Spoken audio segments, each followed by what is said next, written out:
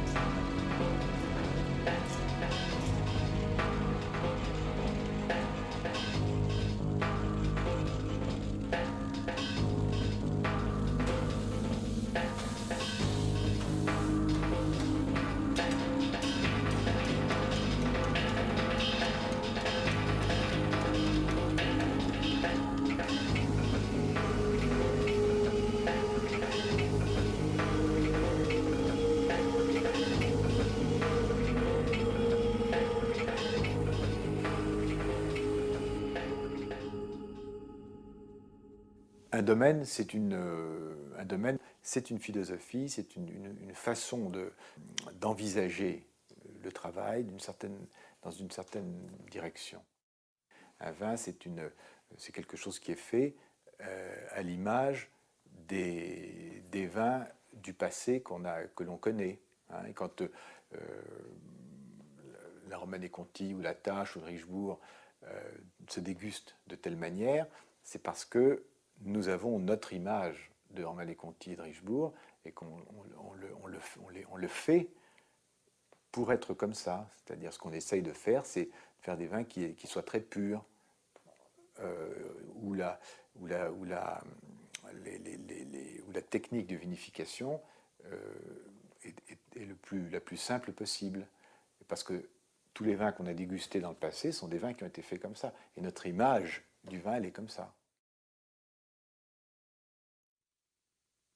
Nous vivons sur une découverte probablement faite dans les forêts de la Gaule au moment où les Romains sont venus, qui étaient le chardonnay et le pinot noir. C'est invraisemblable. Voilà 2000 ans qu'on fait la même chose. Alors, on peut dire qu'il y a des changements extraordinaires, etc. Mais ce sont des changements pour nous qui sommes... dont la vie est brève et puis qui regardons comme ça en disant mon grand-père faisait quelque chose de différent. Mais si vous regardez ça à l'échelle des siècles, la Bourgogne n'a pas changé. Et la manière de faire le bon vin n'a pas changé. Quand j'avais 10, 15, 17 ans, 18 ans, je venais avec mon grand-père et mon père et je voyais déjà des personnes qui travaillaient au domaine en étant déjà très sûrs des techniques qu'ils employaient. Par exemple, un soutirage, ça se fait toujours tant de temps après la malolactique. Une mise en bouteille, il faut que le vin soit très peu malmené, il faut qu'il soit le moins bougé possible. La taille, ça se fait toujours au mois de mars. Je sentais qu'il parlait de techniques qui avaient été affinées par beaucoup de temps.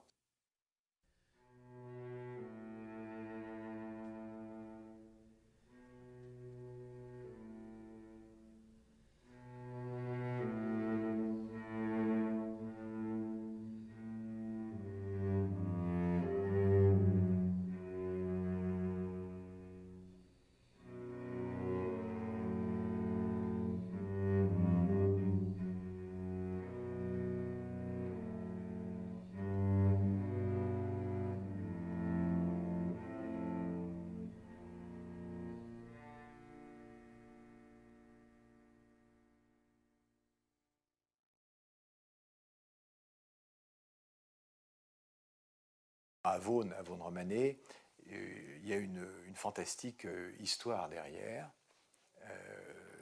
avec cette invention des crus par les moines à partir du XIe siècle, et à laquelle le village est totalement dévoué, puisque depuis 8 siècles, on fait les mêmes vins à partir des mêmes parcelles, avec les mêmes noms. Le progrès du village, ça a toujours été un progrès vertical. Il n'y a jamais eu de progrès horizontal. Le village a toujours eu telle superficie de vigne. Cette superficie de vigne est inextensible, elle est inextensible totalement. Le village est un peu à la fois le serviteur et le prisonnier de cette chose-là. Le talent, il est pas, c'est pas nous qui l'avons, nous sommes des accoucheurs. Hein. Le talent, il est dans la vigne.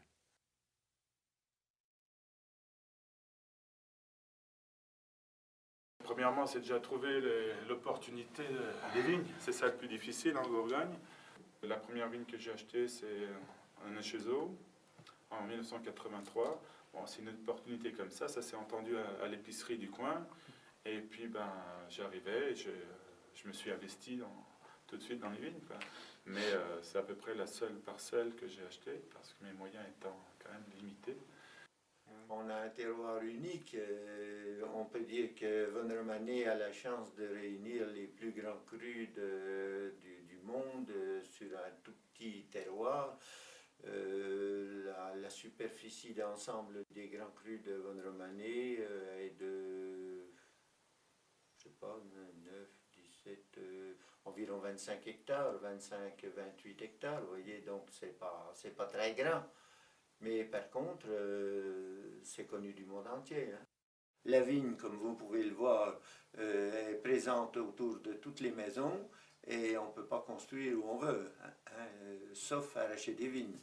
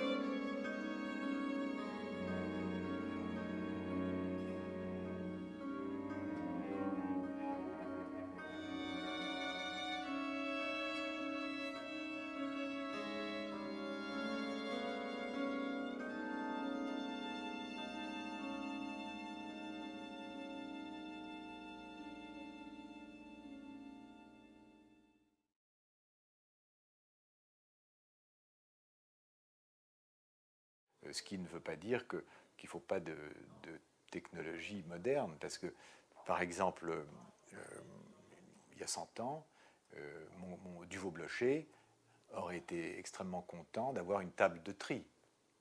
dans les contrôles de température, par exemple. Aujourd'hui, on arrive, avec difficulté, mais on arrive à contrôler la température des raisins pour qu'ils ne dépassent pas 15 degrés quand ils viennent dans la cuve.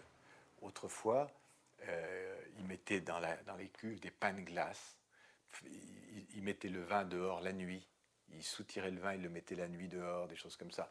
Aujourd'hui, avec les techniques de contrôle de température, avec des drapeaux qui vont dans la cuve, des choses comme ça, on arrive à un travail qui est bien meilleur, beaucoup moins fatigant pour nous et beaucoup moins fatigant pour le raisin, pour le vin. Bonjour. Bonjour.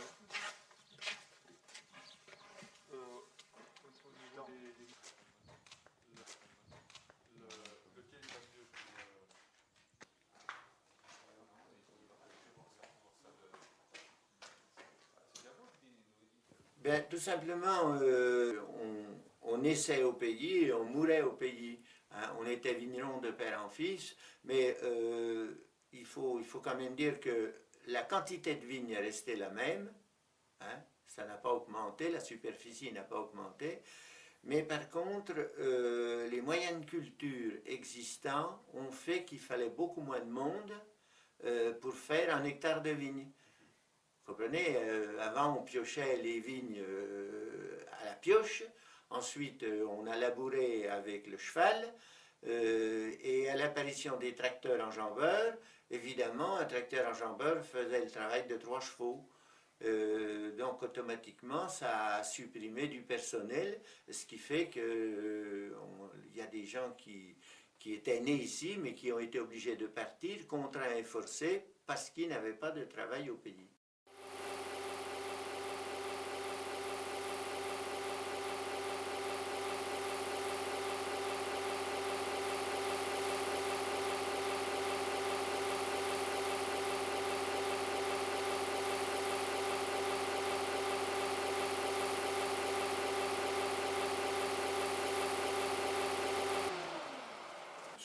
Pour moi, je dirais que l'investissement matériel, ce n'est pas forcément un gros problème. Si vous voulez, style tracteur, cuve, des choses comme ça, pour moi, ce n'est pas un gros problème.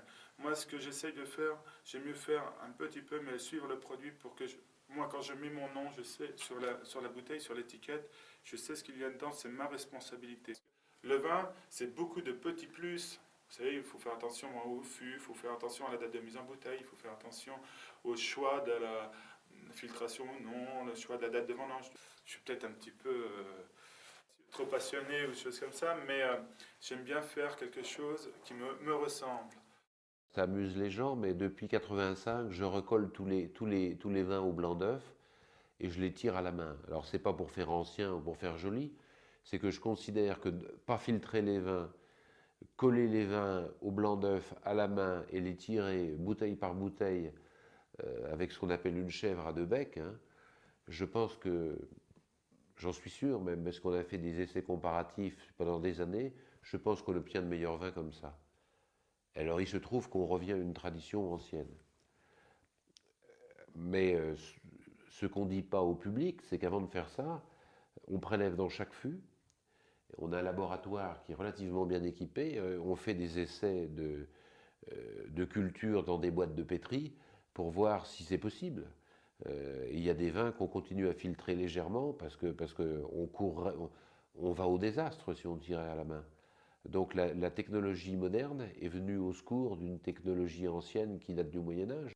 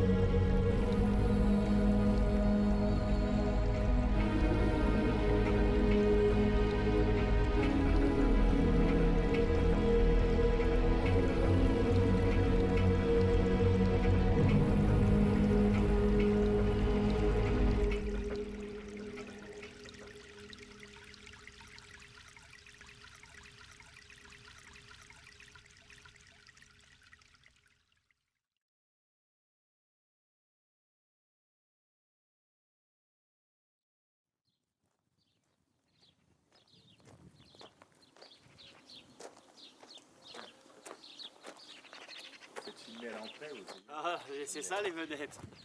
Salut madame. Vous Dylan. avez dormi? Oui. Ah oui. Je vais attendre de Michel. Bah, oui, qui attend que Je l'ai vu, revienne. il est à la tournelle, là, je vais attendre qu'il arrive et puis D'accord. Il y a des bouts qui pendent partout là-dessus.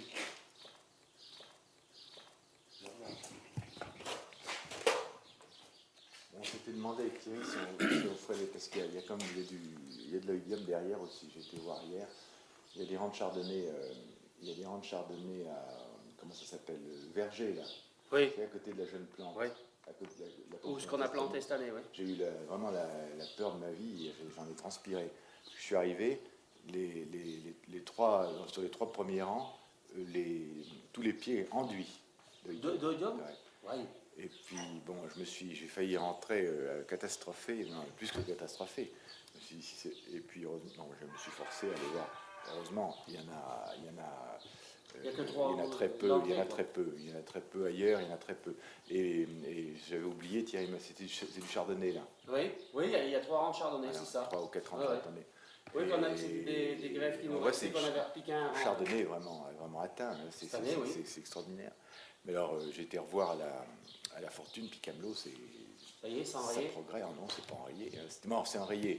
C'est peut-être enrayé, mais ce qui était là est là. Il est toujours là. Ah oui, il est toujours là. Puis, à mon avis, il y a déjà au moins, je dirais, 20% de la récolte qui est déjà en l'air. Hein. Ah oui. C'est incompréhensible. Jamais vu ça. Moi, jamais... Ah oui, c'est la première fois. Moi, depuis que je suis là, c'est la première fois que ça progresse comme ça. Ah oui. Jamais vu avant. On en avait, mais rien, quoi, un petit peu. Puis ça s'arrêtait tout de suite. Ça s'arrêtera maintenant qu'elle avait raison quand ça va tourner. Mais tant que ça ne tourne pas, ça ne s'arrêtera pas. Puis on n'y est pas encore, hein, parce que c'est frais encore les matins. Hein.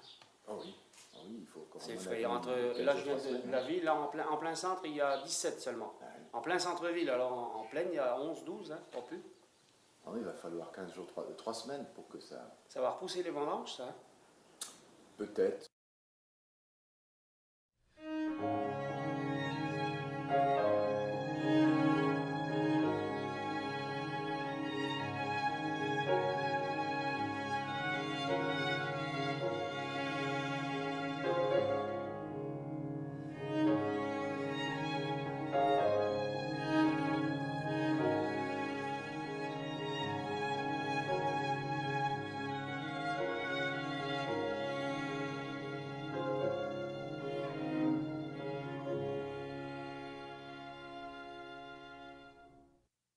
C'est un village, ici à Bouzeron, qui a été transformé par le phylloxéra.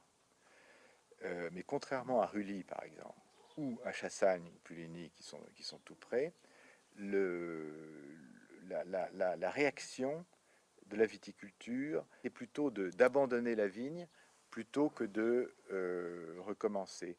Et les vignerons de Bouzeron, pour la plupart, sont devenus des ouvriers et cheminots, ce qui fait que quand les appellations contrôlées en 1936 ont été instituées, il n'y a pas eu d'appellation pour Bouzeron. Il n'y a pas eu d'appellation parce que Bouzeron n'existait pratiquement plus.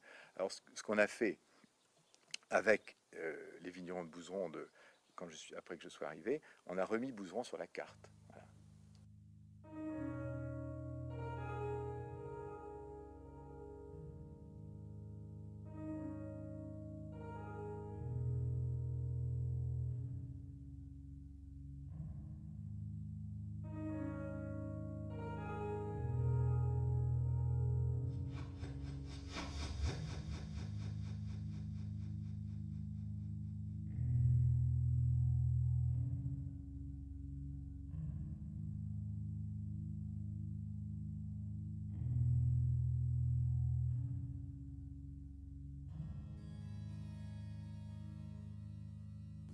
C'était l'endroit qu'il nous fallait, Bouzeron, parce que quand on réfléchit, pour moi, avec mon implantation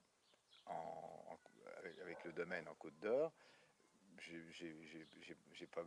serait ridicule d'être en Côte d'Or. J'ai pas besoin d'être en Côte d'Or, je le suis déjà.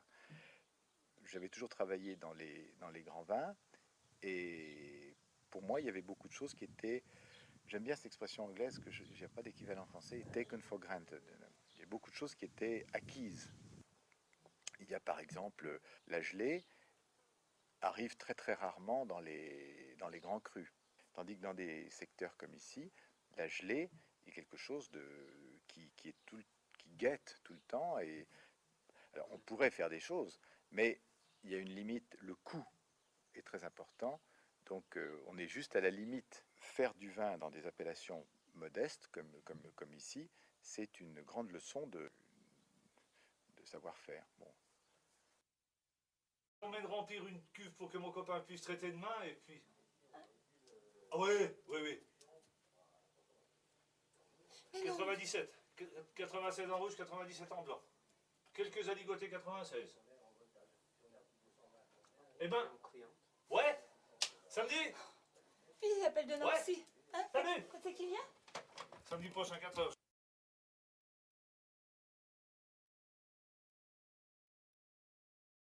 One of the most impressive things for me, the more I have been in Burgundy, the more I saw it, was 100, 200 years ago.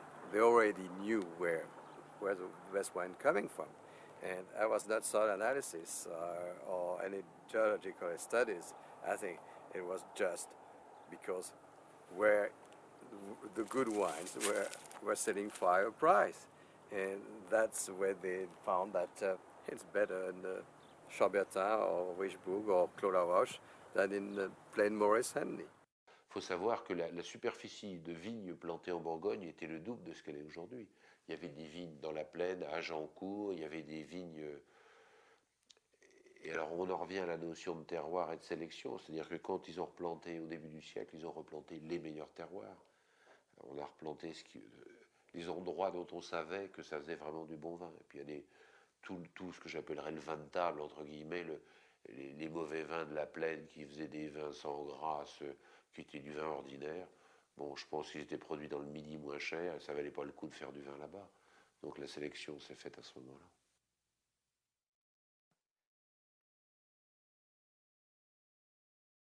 Nous avons réalisé, une fois installé ici, qu'il y avait un cépage qui était vraiment intéressant à Bouzeron, c'est la ligotée. Je me suis rendu compte qu'il y avait toute une histoire derrière et que, en allant chercher dans les archives à Mâcon et dans des vieux livres, on a trouvé tout un passé historique sur les aligotés à Bouzeron. Tout ça, effectivement, on s'en est rendu compte, je m'en suis rendu compte après.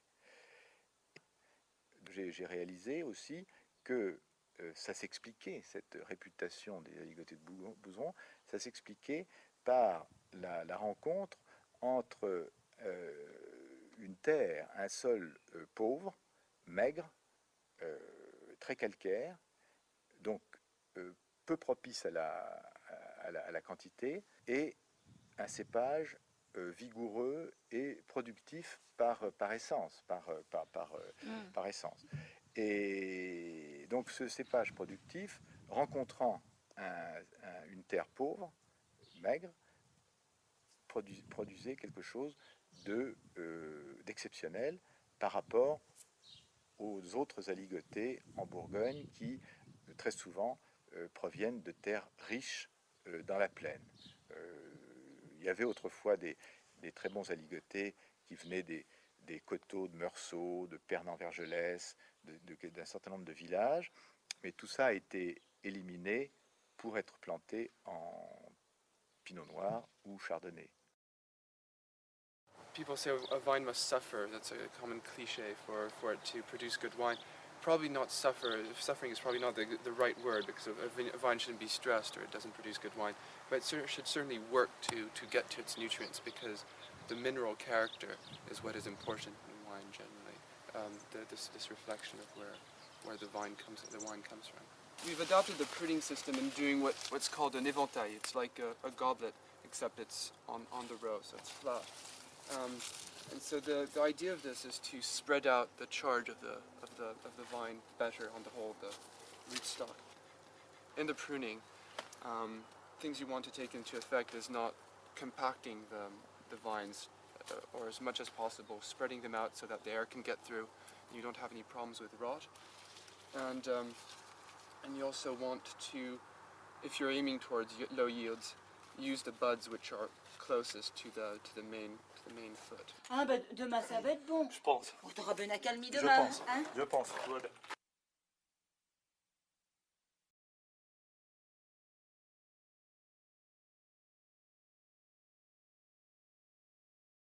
Si vous voulez, moi, ce que je pense en Bourgogne, hein, pour moi en Bourgogne. Bon, attendez-moi. Ah, bonjour. C'est bien. Bonjour Jean-Louis. Ah oui.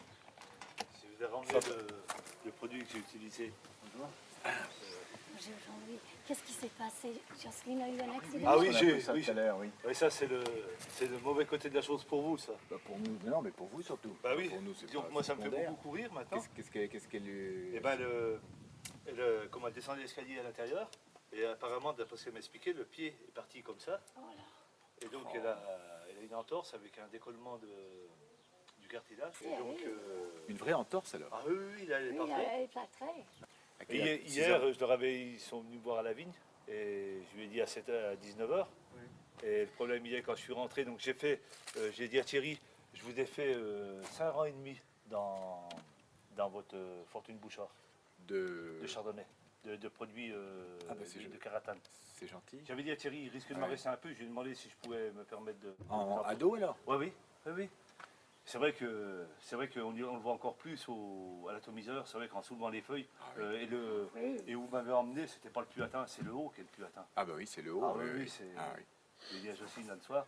Et donc je vous ai fait 5 rangs et demi, je vous ai mis des cailloux. Donc j'ai pas pris la première pointe, ni la deuxième pointe, ni la troisième Vous pointe. commencez par le côté chenille alors? Oui. Oui. Et donc c'est... Quoi, je sais pas l'autre côté, mais ce côté-là, le haut est atteint. Ah, oui. Là, donc j'ai pris Ah oui, c'est très atteint. l'avant-dernière pointe qui fait presque un rang, mais je vous ai mis un caillou sur chaque rang, aussi bien en haut qu'en bas. Ah bah merci. Et le 6e, je vous en ai fait que la moitié, mais côté haut. On a eu il y a 2 ans un cas avec le mildiou. Ça nous a appris à vivre. Oui, oui. Ce coup-là, ce que je dis, maintenant on commence à connaître le mildiou comme il faut. Maintenant, oui. Maintenant, le higo, Ah non, c'est vrai que le mildiou, ça nous a appris. Là. On est retombé sur terre, on a commencé à... Le prochain, ça va être les verts. J'en sais rien, mais disons que c'est là en forgeant qu'on devient forgeron. Hein.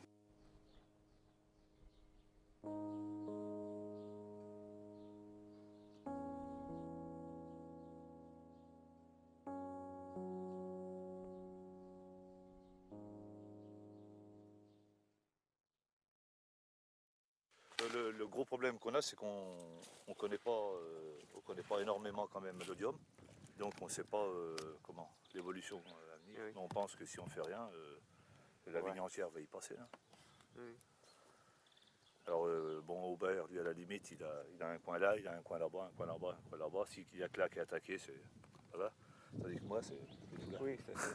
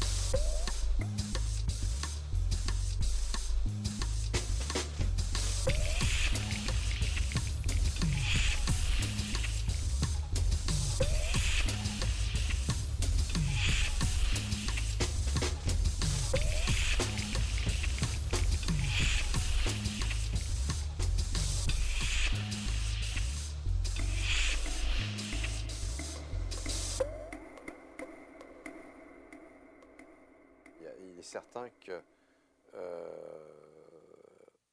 il y a toujours l'exception qui confirme la règle, mais il y a besoin d'investissement assez important qu'un petit viticulteur peut difficilement faire face.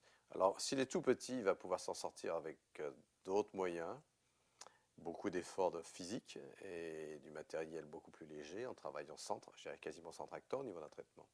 Mais si vous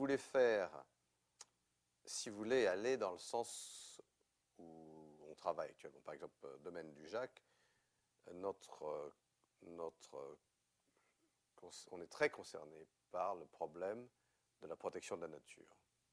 Donc, si vous voulez dans ce sens-là, réduction maximum de la pollution, culture aussi proche que possible de la culture biologique, eh bien, ça demande des investissements de matériel qui permettent de réduire les doses de produits utilisés pour traiter, d'avoir quelqu'un de très performant au niveau de la connaissance de ce qu'on utilise. Mais c'est vrai qu'à l'époque, c'était moins pointu que c'est maintenant. Attention. Hein. C'est-à-dire ? À l'époque, on ne traitait pas biologiquement déjà, pour commencer. Donc ça fait énormément moins de soucis. Qui dit traitement biologique, dit on est dépendant de tas de choses. Et donc on a appris à connaître les maladies avec la biologie. Avant, on ne connaissait pas. Avant, il suffisait de traiter chimiquement en fonction de ce qu'on nous disait de faire. Pas de maladie, rien, pas de problème. Mais on pollue. On pollue, hein. Donc il faut arrêter de polluer.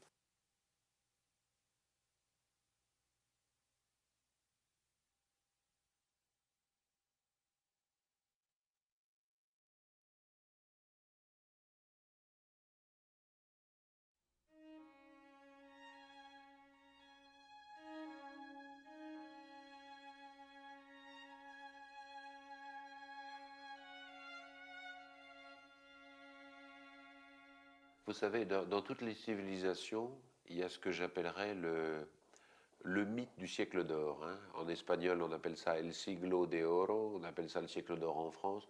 On a toujours eu l'impression, et c'est les vieux vignerons quand je parle avec eux, qu'autrefois c'était mieux et que le modernisme a tout détruit et tout cassé. Ça, c'est un mythe complet. Le siècle d'or n'existe pas. En plus de ça, moi je suis très heureux de vivre à mon époque. François Févelet, mon arrière-grand-père, a été ruiné par le phylloxéra. Mon grand-père a dirigé Févelet dans les années 30, lorsque la grande crise de 1929, qui a eu lieu en Amérique, a traversé l'Atlantique, est arrivée en Europe. Il faut quand même se souvenir que les grands crus de Gevrey, Chambertin y compris, les fûts de chêne neufs valaient pratiquement aussi cher que le Chambertin. Donc ils ont vécu des époques terribles. Alors, croire que c'était mieux autrefois, c'est un mythe. Et en plus de ça, je pense qu'aujourd'hui, la technologie, il y a 50 ans, il y a 40 ans, les gens ne savaient pas ce que c'était qu'une fermentation malolactique. On avait des vins qui refermentaient en bouteilles, qui étaient pleins de gaz.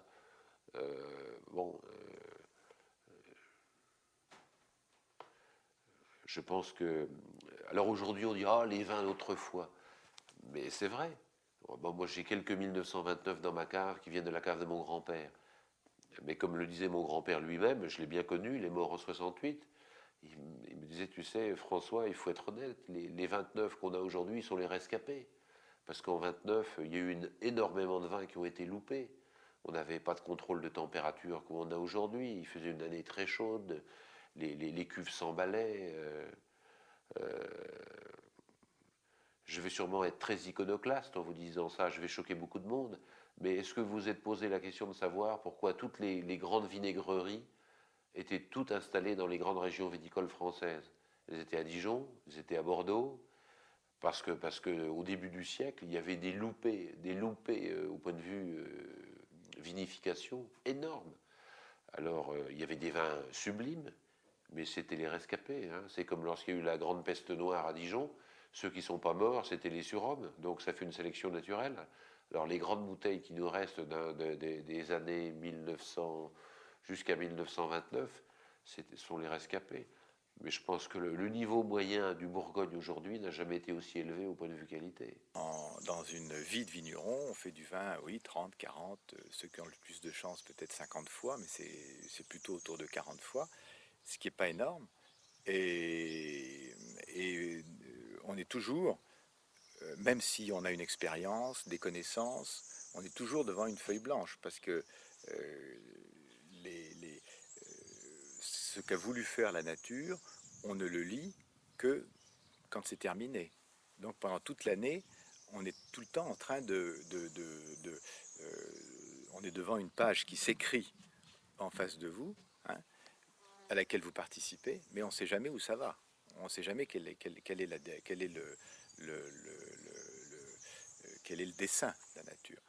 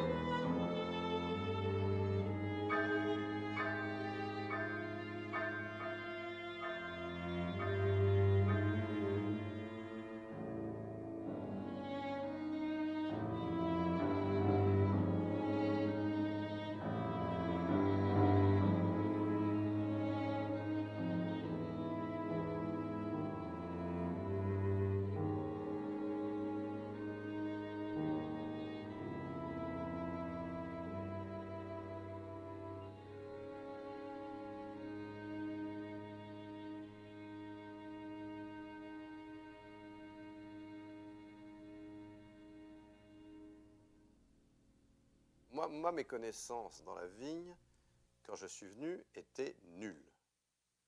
Alors, je dis, qu'est-ce que je peux faire pour réussir? Donc, mon choix était, je vais parler avec les personnes qui me semblent les plus capables, les gens qui ont un passé et qui me semblent des gens raisonnables, de bon sens. Je ne voulais pas être vigneron. Non, non, c'était pas, je n'étais pas destiné au métier parce que j'avais deux frères qui étaient plus âgés que moi et qui devaient rester à la vigne. Et comme j'étais le plus jeune et mon père n'avait pas une superficie suffisante, donc c'est moi qui devais partir. Mais à la déclaration de guerre en 1939, j'avais 17 ans. Et mes frères qui sont plus âgés que moi, il y en a un qui avait donc 25 ans et puis l'autre qui avait 27 ans, ils sont partis au front. Et donc je suis resté au domaine familial pour aider mon père. C'est comme ça que je suis devenu vigneron, tout bêtement, mais ma destinée au départ, c'était pas d'être vigneron. J'avais pas du tout décidé d'être vigneron. Mon père a pris sa retraite en 76, puis il m'a dit, je te passe la place. Et je suis arrivé dans ce métier-là sans beaucoup de passion, et je me suis pris au jeu d'une manière terrible.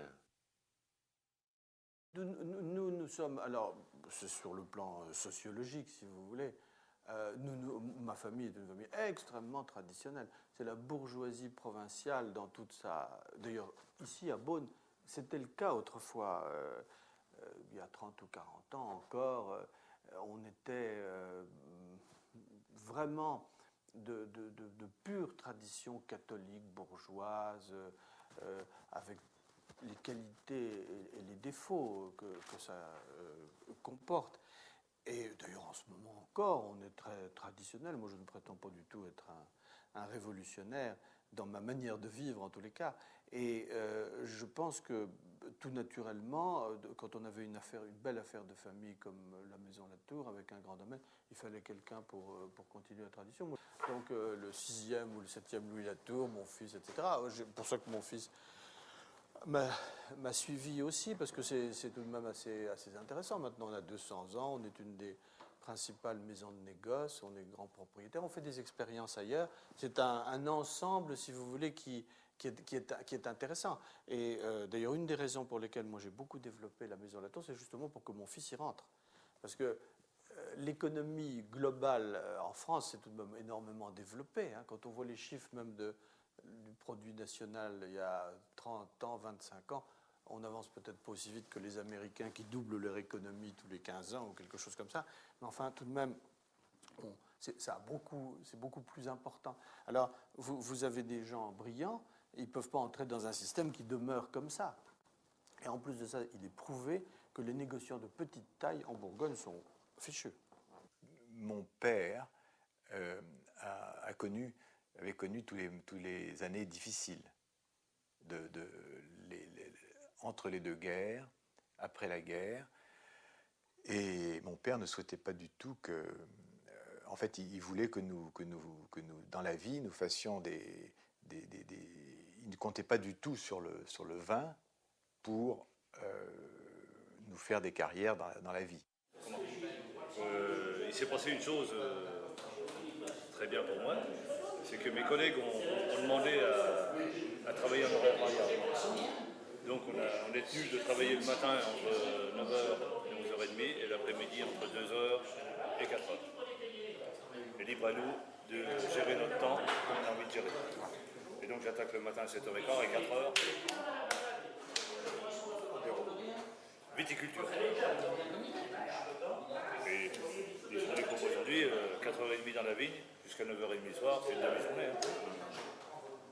Je pense que c'est important dans la vie, quand on décide, quand on veut faire quelque chose, je pense que c'est important de prendre une décision.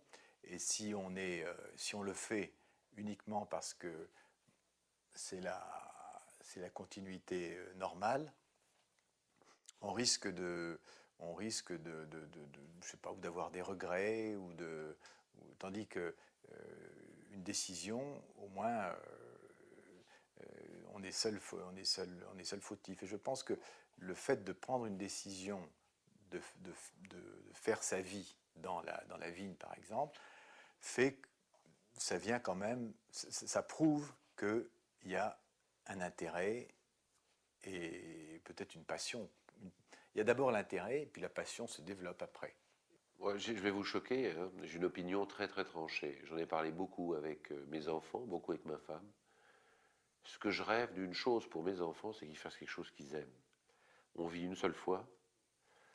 Et pour moi, la pire chose, c'est qu'un jour, ils décident d'être producteurs de vin pour faire plaisir à Daddy. Alors ça, pour moi, je préfère qu'ils soient bons charpentiers, bon dentiste, bon avocat, mais s'ils se mettent à produire du vin parce que ça fait plaisir à papa, parce qu'il y a eu 7 générations de Fèvelet avant eux qui ont fait du vin, je trouve ça misérable.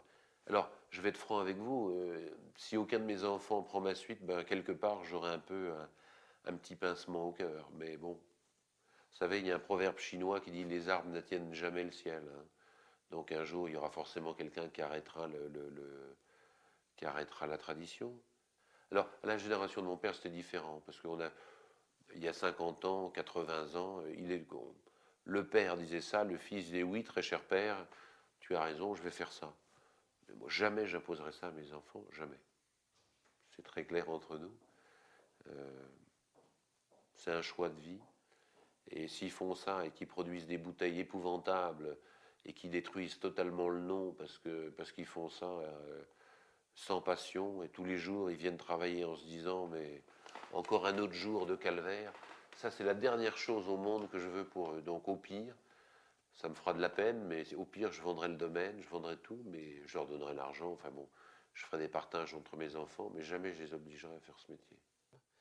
Je pense qu'au niveau de la transmission, si je peux dire transmission père to fils, père à fils. Je suis un peu habitué à parler dans les deux langues souvent. Il y a une femme américaine. C'est plus qu'autre chose le fait que rien n'est gratuit. J'entends par là gratuit non pas en tant qu'argent, mais en tant qu'effort. Il y a quelqu'un qui, il y a très longtemps, qui a dit que le génie, c'était 90% de transpiration et 10% de don au départ. Je crois beaucoup à cela. Je crois donc à la valeur du travail, mais je crois qu'au départ, il faut avoir un peu avoir le goût de ce qu'on veut faire aussi. Alors, je pense qu'au niveau de la transmission, ce que je transmets à mon fils, et ce que j'ai cherché à transmettre à mes fils, c'est l'idée que quoi qu'on fasse, que ce soit du vin ou autre chose, il fallait le faire avec une certaine passion. Parce que je crois qu'un métier n'est vraiment une réussite que si on ajoute la dimension de la passion.